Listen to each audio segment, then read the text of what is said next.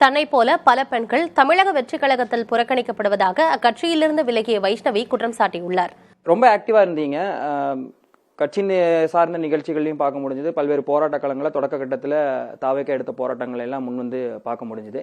திடீர்னு இன்னைக்கு இப்படி ஒரு அறிக்கையை வெளியே போறதுக்கான காரணங்கள் என்ன?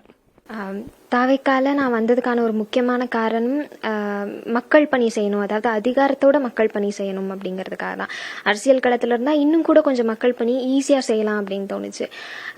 அதுவும் இல்லாமல் மற்ற கட்சிகளில் பார்க்கும்போது தாவேக்கா ஒரு புது ஐடியாலஜியோட, அதாவது இளம் பெண்களை அரசியல் களத்தில் ஆதரிக்கக்கூடிய ஒரு ஜோனில் இருந்தாங்க அப்படிங்கிறத நான் ஃபீல் பண்ணேன்.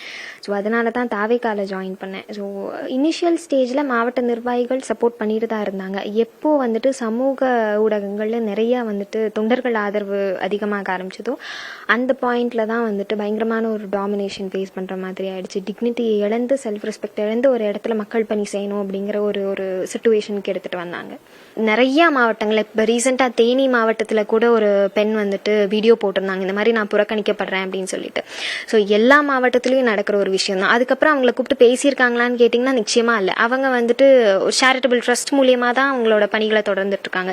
ஸோ ஏன் பேச மாட்டேங்கிறீங்க? நாங்கள் ஒரு விஷயத்த தலைமைக்கு கன்வே பண்ணவே முடியல, அப்படியே வந்துட்டு ஊடகங்கள் மூலியமா கன்வே பண்ணா கூட அது யாரும் கேட்டு என்னமா பிரச்சனைன்னு ரெக்டிஃபை பண்ண மாட்டேங்கிறாங்க.